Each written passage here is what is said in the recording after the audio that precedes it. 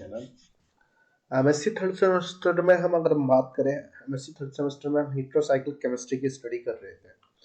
Heterocyclic chemistry में हम last video में नोमेनक्लेचर ऑफ हेट्रोसाइक्लिक कंपाउंड को मैं बता चुका था कि जो हेट्रोसाइक्लिक का कंपाउंड होता है, हेट्रोसाइक्लिक कंपाउंड होता है, उसका नोमेनक्लेचर किस तरीके से किया जाता है कि replacement, systemic nomenclature, replacement heterocyclic compound का नोमेनक्लेचर एच बीटमैन साइंटिस्ट के अकॉर्डिंग, और fuse and bridge heterocyclic compound भी का जो नोमेनक्लेचर था वो लास्ट वीडियो में मैं आपको बता चुका था।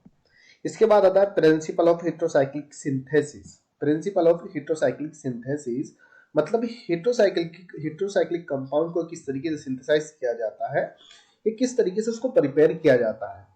उसने बोला कि इन्वॉल्विंग रिएक्शन, ये क्या होता है,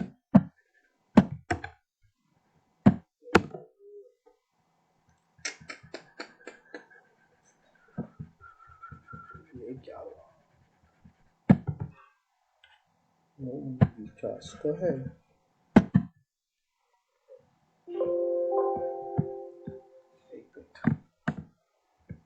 तो इसमें दे रहा है, वो क्या दे रहा है कि principle of heterocyclic synthesis involving cyclisation reaction and cycloaddition reaction. वो कह रहा है कि जो हेट्रोसाइक्लिक सिंथेसिस, हेट्रोसाइक्लिक कंपाउंड होता है उसको सिंथेसाइज कीजिए साइक्लाइजेशन रिएक्शन द्वारा और साइक्लोएडिशन रिएक्शन द्वारा। जो हेट्रोसाइक्लिक कंपाउंड होता है या तो साइक्लाइजेशन रिएक्शन द्वारा प्रिपेयर करिए उसको, या साइक्लोएडिशन रिएक्शन द्वारा प्रिपेयर कीजिए। लेकिन जो हेट्रोसाइक्लिक कंपाउंड है इन दोनों रिएक्शन के द्वारा भी प्रिपेयर किया जा सकता है, लेकिन इनसे अलग भी उसको सिंथेसिस किया जा सकता है। जैसे साइक्लाइजेशन रिएक्शन होती है कि जब ये साइक्लिक बनता है ना, तो जो अब देखिए इसी में एक जो दूसरा पार्ट हमारे पास आता है, ये पार्ट आता है small ring heterocycles, 3 member and 4 member ring. इसमें क्या था, 3 एंड 4 मेंबर रिंग में 3 मेंबर रिंग की अगर हम बात करें, इसी वीडियो में हमने लास्ट वीडियो में जब ट्रायल सिस्टम पढ़े थे, जब ऑक्साइड ट्रेन मतलब जो 3 रिंग वाले सिस्टम थे उसको हमने नाम दिया था ऑक्साइरेंस। ऑक्साइरेन दिया था हमने एच विडमैन साइंटिस्ट के अकॉर्डिंग। ऑक्साइरेन, एजाइरिडीन आईआर जो था, जो 3 रिंग सिस्टम होता, 3 रिंग जो होती थी, 3 रिंग के लिए आईआर का यूज किया जाता था। एडी नाइट्रोजन के लिए, ओएक्स ऑक्सीजन के लिए, आईआर 3 रिंग सिस्टम हो गया। एन क्योंकि वो जैसे प्रोपेन होता है ना, तो सैचुरेटेड कंपाउंड था इसलिए एन का यूज किया जा रहा था। ऑक्साइरेन, थायरेन जिसमें सल्फर, 3 साइक्लिक रिंग होगी, 3 मेंबर की साइक्लिक रिंग होगी, लेकिन उसमें सल्फर अटैच होगा तो उसको कहा थायरेन। आईआर जो था, आईआर मैंने लास्ट वीडियो में बताया था ना, 3 रिंग के लिए यूज किया जाता है। तो उसके बाद आता है एजिटिडीन आ जाता है 4 मेंबर रिंग के लिए। एजी नाइट्रोजन, ईटी 4 मेंबर, और ईडीन का यूज होता है कि जो 4 member ring, saturated 4 member ring होती है जिस टाइम उसमें नाइट्रोजन अटैच होता है तो एजिटिडीन कहा जाता है। 4 मेंबर रिंग का फॉर्मेशन कर रहा है। ऑक्सीटेंस मतलब वही 4 मेंबर रिंग में ऑक्सीजन, ओएक्स का मतलब है ऑक्सीजन, ईटी का मतलब 4 मेंबर रिंग है, एन का मतलब है कि वो सैचुरेटेड कंपाउंड है, मतलब अनसैचुरेटेड नहीं, सैचुरेटेड कि सब के सब बॉन्ड सिंगल बॉन्ड है, डबल बॉन्ड नहीं है, तो सैचुरेटेड है। ऑक्सीटेन एंड थाइटेन की अगर हम बात करें, थाया सल्फर के लिए यूज किया गया था। ईटी 4 मेंबर रिंग के लिए कि 4 मेंबर की रिंग, 4 एटम की रिंग है वो। अगर साइक्लिक रिंग की बात करें हम, जो साइक्लिक रिंग है वो, तो ईटी का मतलब 4 मेंबर रिंग है। एंड वही सैचुरेटेड कंपाउंड के लिए स्मॉल रिंग हेट्रोसाइकल्स। अब ये जो प्रिंसिपल ऑफ सिंथेसिस है ना, इसमें हमें 3 मेंबर रिंग को भी फॉर्मेशन करना है, 4 मेंबर रिंग का भी फॉर्मेशन करना है। 3 मेंबर रिंग की बात करें हम, जिस कार्बोसाइक्लिक रिंग में हेटेरो एटम प्रेजेंट होगा, ऑक्सीजन होगा तो ऑक्साइरेन कहा जाएगा 3 रिंग वाले को, नाइट्रोजन होगा तो एजिरिडीन कहा जाएगा, अगर सल्फर होगा थायरेन कहा जाएगा। वहीं अगर 4 रिंग की अगर हम बात करें, जो 4 रिंग कंपाउंड है, 4 ring heterocyclic compound, 4 ring heterocyclic compound का मतलब कि कार्बोसाइक्लिक रिंग में एक हेटेरो एटम प्रेजेंट है, अगर एजिटिडीन है तो नाइट्रोजन प्रेजेंट है, ऑक्सीटेंस है तो ऑक्सीजन प्रेजेंट है, थाइटेन है तो सल्फर, 4 मेंबर रिंग में सल्फर प्रेजेंट है तो थाइटेन नाम होगा। अब उसको हम प्रिपरेशन मेथड देख लेते हैं। सबसे पहले हम 3 मेंबर रिंग के लिए देखते हैं। ऑक्साइरेन हमें पहले पहले ऑक्साइरेन लेते हैं, फिर उसके बाद थायरेन ले लेंगे, उसके बाद एजाइरिडीन ले लेंगे।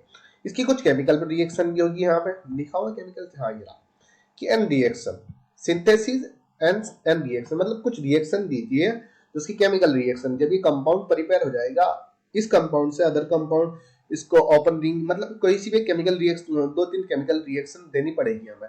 तो हमें हमारा क्या हुआ, प्रिंसिपल ऑफ हेटेरोसाइक्लिक सिंथेसिस में हम तीनों का फॉर्मेशन कर देंगे, जो क्योंकि वो कह रहा है कि हेटेरोसाइक्लिक सिंथेसिस, जो हेटेरोसाइक्लिक कंपाउंड होता है उसको किस तरीके से सिंथेसाइज किया जाता है। तो ये लिखिए, अगर वो कहता है कि इनवॉलिक साइक्लाइजेशन रिएक्शन और साइक्लोएडिशन रिएक्शन, फिर हमें साइक्लाइजेशन रिएक्शन द्वारा प्रिपेयर करना है हेटेरोसाइक्लिक कंपाउंड को, और साइक्लोएडिशन रिएक्शन द्वारा, साइक्लोएडिशन रिएक्शन को भी मैंने इसी में इन्वॉल्व कर दूंगा, इन्हीं में मैं आपको बता दूंगा, यहीं से ये वाला क्वेश्चन भी इसी में कंप्लीट हो जाएगा आपको। ठीक है, तो अब हम आगे चलते हैं। सबसे पहले हम देखते हैं principle of heterocyclic synthesis, involving cyclization reaction. वो बोल रहा है कि जो साइक्लाइजेशन रिएक्शन द्वारा हेटेरोसाइक्लिक कंपाउंड को सिंथेसिस कीजिए। Synthesis of small ring heterocycles, जो स्मॉल रिंग होती है उनको सिंथेसाइज कीजिए। हेटेरोसाइक्लिक कंपाउंड को, small ring of heterocyclic compound, heterocyclic compound की स्मॉल रिंग को सिंथेसाइज कीजिए। और स्मॉल रिंग 3 सिस्टम और 4 सिस्टम वाली है, जिसमें ऑक्साइरेन आगा, ऑक्साइरेन और थायरेन और एजिरिडीन। 4 रिंग वाली को एटी का यूज कर लिया जाएगा, सिर्फ ऑक्सीट्रेन आ जाएगा, थाइट्रेन आ जाएगा, फिर उसके बाद आ जाएगा एजिट्रेन। 3 मेंबर रिंग यहाँ पे मैंने लिख दी, ऑक्साइरेन, थायरेन, एजाइरिडीन सॉरी। 4 मेंबर रिंग की अगर हम बात करें, ऑक्सीटेंस, थाइटेन, एजिटिडीन। 5 मेंबर रिंग, ऑक्सुलान, थाइलोन। 5 मेंबर रिंग को भी हम रहने देते हैं, 5 मेंबर रिंग में वो आ जाता है, फ्यूरोन आ जाएगा, थायोफिन आ जाएगा, पायरोल आ जाएगा, पायरेडिन 6 मेंबर रिंग है। फ्यूरोन, थायोफिन, पायरोल, पायरोल और फ्यूरोन और थायोफिन 5 मेंबर रिंग हमारी है, जिसको हम ऑक्सुलैन भी कहते हैं, थाइलैंड भी कहते हैं, एजोलिडीन भी कहते हैं। एजोलिडीन 4-5, अगर 3-4-5 रिंग के लिए इडीन का यूज किया जाता है जब सैचुरेटेड कंपाउंड में। लेकिन अगर हम ऑक्सिलेन की अगर हम बात करें, जो ऑक्सिलेन होगा क्योंकि अनसैचुरेटेड कंपाउंड है, तो इन आ जाएगा यहाँ पे, ना कि एन आगे इन होगा यहाँ पे, यहाँ पर भी इन आएगा, इन ना, लेकिन फिर उसके बाद सैचुरेटेड अनसैचुरेटेड के लिए मैंने एच विटमैन साइंटिस्ट में बताया था। तो ये अनसैचुरेटेड कंपाउंड जो 5 मेंबर रिंग होती है, अनसैचुरेटेड कंपाउंड भी फॉर्म हो जाते हैं और सैचुरेटेड कंपाउंड भी फॉर्म हो जाते हैं। तो हम बात करते हैं पहले सिंथेसिस ऑफ 3 मेंबर रिंग। ठीक है, सबसे पहले हम सिंथेसिस ऑफ 3 मेंबर रिंग को बात कर लेते हैं। Synthesis of 3 member ring, 3 member ring में हम ले लेते हैं ऑक्साइरेन। ऑक्स मतलब oxygen, IR means 3 member ring है, एन में सैचुरेटेड कंपाउंड को फॉर्म करना है ऑक्साइरेन। अगर जनरली फॉर्मूले की बात करें हम, जनरली जो स्ट्रक्चर होता है ये होता है CH2 ऑक्सीजन ही होती है, तो आप इसको कह सकते हैं साइक्लोप्रोपेन। अगर कॉमन नेम की बात करें साइक्लोप्रोपेन भी होता है, इपॉक्साइड भी इसको कहते हैं। अब इसका हमें सिंथेसिस करना होता है, तो हम सबसे पहले एल्किन के द्वारा इसको फॉर्म कर लेते हैं। 3 मेंबर रिंग को किसके द्वारा फॉर्म करते हैं, सबसे पहले हम करते हैं एल्किन के द्वारा। एल्किन लेते हैं, इसमें क्या था, चलिए एल्किन, एथिलीन लिया हमने यहाँ पे। अब इसकी हाइड्रोपरऑक्सी एसिड जो होता है, परऑक्सी एसिड की प्रेजेंस में इसकी रिएक्शन कराई जाती है। परऑक्सी एसिड का मतलब हम जानते थे कि अगर एसिड है तो COOH होगा, एसिड जो होगा COOH होगा। लेकिन हम परऑक्सी एसिड की अगर हम बात करें तो 3 ऑक्सीजन होती है, COOH या COOH, एक कार्बन से एक और ऑक्सीजन आ जाएगी COOH। तो ये क्या होती है, जो 3 ऑक्सीजन प्रेजेंट होती है जो परऑक्सी एसिड होता है। मान लीजिए एक ऑक्सीजन कार्बन से इस वाले से अटैच हो गई, या फिर एक COOH आ गया, या COOH फिर उसके बाद इसी ऑक्सीजन के OH ग्रुप बॉन्डेड हो जाता है, तो ट्रिपल ऑक्सीजन परसेंट होती है जो परऑक्सी एसिड होता है, उसी को हमने नाम ले लिया फॉर्मिक परऑक्सी एसिड HCOOH। एक और ऑक्सीजन इस कार्बन से बॉन्ड कीजिए तो 3 ऑक्सीजन होगी। Formic peroxy acid, aceto peroxy acid, aceto जो एसिडिक एसिड होता है उसी में एक और ऑक्सीजन बॉन्डेड कर दीजिए, 3 ऑक्सीजन परऑक्सी एसिड में प्रेजेंट होती है। बेंजोइक परऑक्सी एसिड, अब देखिए जब एल्कीन का किसी भी किससे क्या बोलते हैं उसको परऑक्सी एसिड के साथ रिएक्ट कराता है, जो एल्कीन होता है, मान लीजिए यहाँ पे हमने एल्कीन लिया, एथिलीन ले लिया, हमने एथिलीन है, लेकिन हम प्रोपीन ले लेते हैं यहीं पर, जब प्रोपीन यहीं ब्यूटीन ले लीजिए, अगर ब्यूटीन लेते हैं हम ट्यूब्यूटीन ले लीजिए या 1 ब्यूटीन ले लीजिए, जहां पे डबल बॉन्ड होता है वहीं जाके ऑक्सीजन बॉन्डेड हो जाता है, जिसकी वजह से इपॉक्साइड बन जाता है, और अगर प्रोपीन लोगे तो एल्किल ग्रुप अलग से बॉन्डेड हो जाएगा। तो जैसे यहाँ पर मैंने एक एग्जांपल दे दिया, ब्यूटीन, तो 1 ब्यूटीन होगा, 2 ब्यूटीन होगा यहाँ पर। ये अगर हम बात करें जब परऑक्सी एसिड के साथ रिएक्ट कराया जाएगा तो ऑक्सीजन जो आएगा यहाँ पर बॉन्डेड हो जाएगा, तो जिसकी वजह से ये क्या होगा, 2 एल्किल ग्रुप इसके साथ बॉन्ड हो जाएंगे, जो 3 मेंबर रिंग होगी। यहाँ पर भी ये सेम कंडीशन होगी, लेकिन यहाँ पे एक ही साइड में एल्किल ग्रुप बॉन्डेड हो जाएगा, एल्किल ग्रुप वहां पे एथिल ग्रुप होगा। परऑक्सी एसिड के साथ जैसे हम रिएक्ट कराते हैं, एक जैसे ही बॉन्ड होता है ना, एक साइड में नेगेटिव जाता है, एक साइड में पॉजिटिव जाता है। जब नेगेटिव पॉजिटिव जाता है, यहाँ पॉजिटिव होता है, परऑक्सी एसिड में जो ऑक्सी एसिड होता है, ऑक्सीजन वहां पे बॉन्डेड हो जाता है, जहाँ पॉजिटिविटी चार्ज शो करता है, लेकिन फिर उसके बाद जो ऑक्सीजन बॉन्डेड फ्री रेडिकल के फॉर्म में बॉन्डेड नहीं होगा, तो ये यहाँ पे इपॉक्सी एसिड यहाँ पे बन जाता है, जिसको हम ऑक्साइरेंस कहा जाता है। ऑक्साइरेंस इसका नाम होता है इपॉक्साइड। अगर हम बात करें एसिडो peroxy acid, एसिडो C3COOH, एसिडो peroxy acid के साथ जब रिएक्ट करता है, जो एल्कीन होता है, फिर एसिडिक एसिड निकल जाता है, वही ऑक्सीरेन बन जाता है। फिर बेंजोइक एसिड की बात करें, यहाँ पे भी ऑक्सीरेन बन जाएगा, ऑक्सीरेन 3 मेंबर रिंग, जिसमें ऑक्सीजन को अटैच होगा, 3 मेंबर रिंग में ऑक्सीजन अटैच, ऑक्सीरेन। वहीं प्रोपीन अगर ब्यूटेन के साथ जब करता है तो यहाँ पर ऑक्सीजन बॉन्डेड हो जाता है, तो डायल्किल, तो 1 to डायल्किल ऑक्सीरेन होगा। अगर यहाँ पे होगा तो यहाँ 1 एल्किल ऑक्सीरेन, तो एल्किल के द्वारा ऑक्सीरेन का फॉर्मेशन होता है। यहाँ सेकंड मेथड की अगर हम बात करें, डायरेक्ट ऑक्सीजन के साथ जब एल्कीन की रिएक्शन कराई जाती है, तब भी इपॉक्साइड का फॉर्मेशन या ऑक्सीरेन का फॉर्मेशन हो जाता है। इपॉक्साइड ही तो है ये क्या है, इपॉक्साइड है, जिसको हम ऑक्सीरेन कहते हैं। ऑक्सीरेन का जो ऑक्सीरेन है हेटेरोसाइक्लिक कंपाउंड है, हेटेरोसाइक्लिक कंपाउंड जो ऑक्सीरेन नाम दिया जा रहा है, एक विडमैन साइंटिस्ट के अकॉर्डिंग इसको ऑक्सीरेन नाम दिया जा रहा है, क्योंकि वो सिंथेसिस जो बोलाएगा ना, वो बोलेगा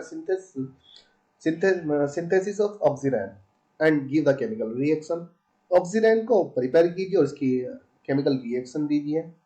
अब तुम्हें पता होना चाहिए ऑक्सीरेन क्या होता है। इपॉक्साइड को हम सुनते आ रहे हैं काफी दिनों से, काफी मतलब 12th में भी इपॉक्साइड सुना, बीएससी में भी इपॉक्साइड, लेकिन ऑक्सीरेन बहुत कमी से सुना होगा हमने। ऑक्सीरेन नाम नहीं सुना होगा कि ऑक्सीरेन, एजाइरिडीन और थायरेन, ये नाम नहीं सुना होगा। फिर उसके बाद आते हैं कहाँ है, ऑक्सीरेन ही है यहाँ पर हुआ। हाँ, मैकेनिज्म की अगर हम बात करें, देखिए बॉन्डेड कैसे होता है। जो परऑक्सी एसिड होता है ये किस तरीके से बॉन्डेड होता है, जो एल्कीन होता है। अब देखिए जो एल्कीन है ये, अब जैसे कि एल्कीन होता है ना, ये वाला बॉन्ड यहाँ से ब्रेक हो गया, इस वाली ऑक्सीजन के साथ बॉन्डेड होता है, इस वाली ऑक्सीजन के साथ, सॉरी इस ऑक्सीजन के साथ जैसे बॉन्डेड होता है। अब जब ये वाला बॉन्डेड हो जाता है, अब जो ये वाला हाइड्रोजन बॉन्ड होता है, इसका जो हाइड्रोजन बॉन्ड, ये ऑक्सीजन इस हाइड्रोजन से अपने बॉन्ड को ब्रेक करता है। ब्रेक करने के बाद इस कार्बन से अटैच होता है, इस वाले कार्बन से अटैच होगा, क्योंकि जो जब सबसे शुरू में की अगर बात करो तो यहाँ पे ये, फिर उसके बाद लेकिन जो ऑक्सीजन है इस वाले ऑक्सीजन से बॉन्डेड होता है, तो ये वाला बॉन्ड यहाँ पर चले जाता है, जहाँ पे सी डबल बॉन्ड कार्बन, वो सॉरी और डबल बॉन्ड सी आ जाता है। लेकिन और डबल बॉन्ड सी जैसा आता है, कार्बन की वैलेंसी यहाँ 5 होती है, तो ये वाला जो सिंगल बॉन्ड होता है ये ऊपर चला जाता है। अब जब ये नेगेटिव फॉर्म में यहाँ इधर की साइड में आता है तो ये हाइड्रोजन जो होता है इस ऑक्सीजन पे आगे बॉन्डेड हो जाता है, जिसकी वजह से एसिड तो यहाँ से निकल जाएगा, ये वाला पोर्शन निकल जाता है, ये ऑक्सीजन इन दोनों कार्बन से आगे बॉन्डेड हो जाता है,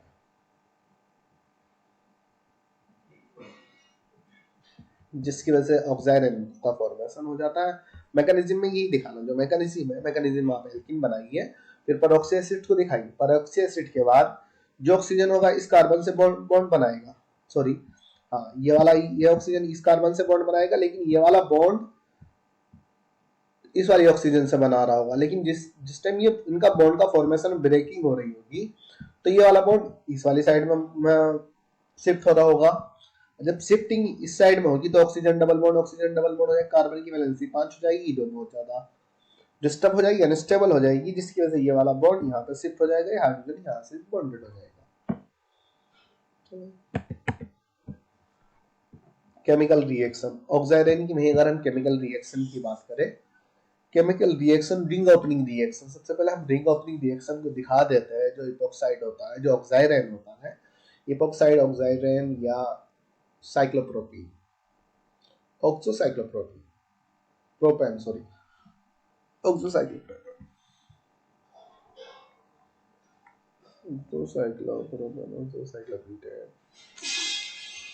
ऑक्साइरेन हुआ। जैसे इसका हाइड्रोलाइसिस किया जाता है किसकी वजह से, एसिड की वजह, तो CH2H एक जो हाइड्रोजन है आता है, यहाँ जो वाटर होता है H पॉजिटिव H निगेटिव में ब्रेक होता है ना, लेकिन जब ये बॉन्ड का यहाँ से ऑक्सीजन बॉन्ड ब्रेक होगा, इस ऑक्सीजन पे जाता है तो ऑक्सीजन में नेगेटिव चार्ज होगा, CH2 पे पॉजिटिव चार्ज आ जाएगा। जब CH2 पे पॉजिटिव चार्ज आएगा तो H ग्रुप CH2 पे जाकर बॉन्डेड हो जाएगा हाइड्रोजन ऑक्सीजन पे, तो CH2H यहाँ क्या होता है, अल्कोहल का फॉर्मेशन हो जाता है। मैकेनिज्म की अगर मैकेनिज्म हो उसने वही दिखा दिया, ऑक्सीजन पे नेगेटिव चार्ज आया, CH2 पे पॉजिटिव चार्ज आया, फिर उसके बाद जो हाइड्रोक्सी ग्रुप बॉन्डेड हुआ, पहले हाइड्रोक्सी ग्रुप अटैच होता है, फिर उसके बाद फिर हाइड्रोजन उससे अटैच हो गया, जो नेगेटिव चार्ज ऑक्सीजन नेगेटिव, जिसकी वजह से CH2H आ चुका है यहाँ पर। रिंग ओपनिंग रिएक्शन होती है कि हाइड्रोलाइसिस कराती है, एसिड के वर्जन में हाइड्रोलाइसिस कराएंगे, जब water H positive H negative में ब्रेक होगा तो अल्कोहल का फॉर्मेशन हो जाएगा। वहीं अगर हम बात करें इपोक्साइड या ऑक्साइरेन की, ऑक्साइरेन जब हाइड्रोजन सल्फाइड के साथ रिएक्ट कराता है, हाइड्रोजन सल्फाइड गैस होती है, हाइड्रोजन सल्फाइड गैस के साथ जैसे ही वो रिएक्ट कराता है तो जो H2 मॉलिक्यूल होता है ऑक्सीजन के साथ निकल के वाटर रिमूव हो जाता है और सल्फर जाके वहां बॉन्डेड हो जाता है। लेकिन ये इतना इजी नहीं होता, ये भी जब बॉन्डेड होता है ना, जब निकलता है तो SH एक साइड में SH जाता है, दूसरी साइड में हाइड्रोजन बॉन्डेड होता है, उसके बाद एक इंटरमीडिएट बनता है जिसकी वजह से SH CH2 पे बॉन्ड, यहाँ पे CH2 है, CH2 सिंगल बॉन्ड CH2, फिर यहाँ बॉन्ड, फिर ऑक्सीजन। अब जो हाइड्रोजन सल्फाइड गैस होता है H पॉजिटिव SH निगेटिव में बॉन्ड सॉरी ब्रेक होता है, H पॉजिटिव SH में होएगा, जिसकी वजह SH पॉजिटिव की ओर जाता है और H पॉजिटिव OH ऑक्सीजन की साइड जाता है। लेकिन उसके बाद जब बाद में जो सल्फर होता है इसी कार्बन से जैसे बॉन्ड बनाता है तो हाइड्रोजन को ब्रेक कर देता है वहां से, जो इस हाइड्रोक्सी के साथ निकल जाता है, जिसकी वजह से वाटर रिमूव हो जाता है, थायरीन यहाँ पे बन जाता है। थायराइन का फॉर्मेशन किसके द्वारा हो सकता है, ऑक्साइरेन के द्वारा थायराइन का फॉर्मेशन भी किया जा सकता है बाय हाइड्रोजन सल्फाइड के द्वारा। यहाँ से हमें एक और रिएक्शन ये मिल गई कि जो थायराइन है ना, थायराइन भी तो हमें फॉर्म करना है, जो 3 मेंबर रिंग है, तो हम इपोक्साइड के द्वारा भी थायराइन को फॉर्म कर सकते हैं। वहीं सिमेट्रिकल की अगर हम बात करें, मान लीजिए कोई सिमेट्रिकल कंपाउंड जो इपोक्साइड होता है, जो ऑक्साइरेन होता है, सिमेट्रिकल होता है।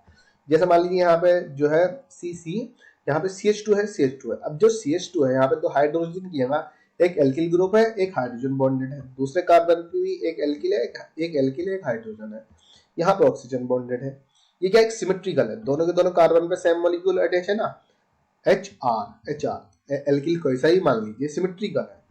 अब जब इसका रिएक्शन अमोनिया के साथ कराई जाती है, अमोनिया के साथ जब रिएक्शन कराई जाती है, अमोनिया किस चीज में ब्रेक होगा, NH2 नेगेटिव H पॉजिटिव में। अब वहीं अगर ऑक्सीजन की अगर बॉन्ड की बात करें, ऑक्सीजन का बॉन्ड या तो इस साइड में ब्रेक हो सकता है, इस वाले कार्बन में भी नेगेटिव मतलब इस वाले यहाँ से बॉन्ड हो गए, इस ऑक्सीजन पे निगेटिव चार्ज आ सकता है, ये यहाँ से भी बॉन्ड ब्रेक हो जाएगा, जिसकी वजह से इस कार्बन पे पॉजिटिव चार्ज इस वाले ऑक्सीजन पे निगेटिव आ सकता है, इस वाले कार्बन पे पॉजिटिव चार्ज। तो सिमेट्रिकल में हम कहीं से भी बॉन्ड को ब्रेक कर सकते हैं, लेकिन अनसिमेट्रिकल में हम ये कंडीशन नहीं अप्लाई कर सकते। अनसिमेट्रिकल अगर दे देता है किसी को इपोक्साइड अनसिमेट्रिकल दिया कि give the chemical reaction of oxide in unsymmetrical compound, अगर अनसिमेट्रिकल कंपाउंड में दे रहा है तो जब कंडीशन अलग होती है, तो अमोनिया के साथ अगर इधर की साइड में एक साइड में NH2 बॉन्डेड हो जाता है, एक साइड में H, तो ऑक्सीजन पे जाके हाइड्रोजन अटैक करेगा, जहां पे कार्बन पॉजिटिव चार्ज आएगा वहां पे एमीन ग्रुप जाकर अटैच हो जाएगा, जहां पे ये इंटरमीडिएट बन गया और ये यहाँ पर प्रोडक्ट हमारा बन गया। अब देखिए जो बना ये SN2 रिएक्शन में, SN2 रिएक्शन का हमें पता है क्या होता है, एक ही स्टेप में रिएक्शन कंप्लीट हो जाती है। पहले बॉन्ड का फॉर्मेशन होता है, यहाँ बॉन्ड का फॉर्मेशन हुआ, फिर उसके बाद बॉन्ड ब्रेक होता है। SN2 रिएक्शन में क्या होता है, रिएक्शन एक ही स्टेप में कंप्लीट होगी, पहले बॉन्ड का फॉर्मेशन होगा, बाद में बॉन्ड ब्रेक हो जाएगा।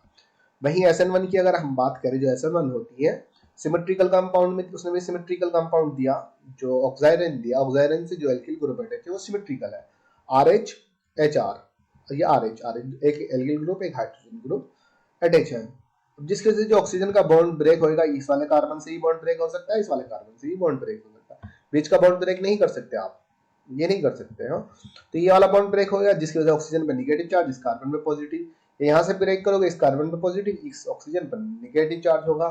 अब बात करें हम, अब जो इंटरमीडिएट यहाँ पर ये बन गया, ये फर्स्ट स्टेप है। सेकंड स्टेप की बात करें तो हाइड्रोजन जो अमोनिया होगा H पॉजिटिव NH2 निगेटिव में ब्रेक होगा, जिसकी वजह से एमीन ग्रुप जाके पॉजिटिव चार्ज पे अटैक करेगा, और जो पॉजिटिव चार्ज होगा वो ऑक्सीजन पे जाकर अटैक करेगा, जिसकी वजह से हमारा प्रोडक्ट ये बन जाएगा 1 amine hydroxy ethyl, 1 amine ethanol. तो ये हमारा प्रोडक्ट यहाँ पे बना। SN2 रिएक्शन फर्स्ट स्टेप में कंप्लीट होगी। सिमेट्रिकल कंडीशन में क्या हो रहा है कि ऑक्सीजन बॉन्ड को आप किसी भी कार्बन से ब्रेक कर दीजिए, इस कार्बन से ब्रेक कर दीजिए, इस कार्बन से ब्रेक कर दीजिए। जैसे ये ऑक्सीजन निगेटिव यहाँ पे है ना, तो ये ऑक्सीजन इस कार्बन से भी अटैच हो सकता है, इससे ब्रेक हो सकता है सिमेट्रिकल कंडीशन में। लेकिन अनसिमेट्रिकल वो जो अनसिमेट्रिकल कंडीशन होती है उसमें वो हिंड्रेंस पे डिपेंडेंट होता है, कि जहां पे हिंड्रेंस मैक्सिमम होता है तो वहां से बॉन्ड ब्रेक नहीं कर सकते आप, वहां से जहां पे हिंड्रेंस मैक्सिमम होता है वहां न्यूक्लियोफाइल अटैक नहीं करता, जहां पे लेस हिंड्रेंस होता है वहां न्यूक्लियोफाइल अटैक करता है। वहीं अगर रेजोनेंस की अगर हम बात करें, मान लीजिए कि कहीं हिंड्रेंस मैक्सिमम है लेकिन वहां पे रेजोनेंस कंपाउंड है, हिंड्रेंस मैक्सिमम है, तो फिर जो न्यूक्लियोफाइल होता है वही अटैक करता है। न्यूक्लियोफाइल क्या है, जिसपे निगेटिव चार्ज, इलेक्ट्रोफाइल जिसपे पॉजिटिव चार्ज है, वो सिमेट्रिकल वाला मैं आगे दिखा देता हूँ।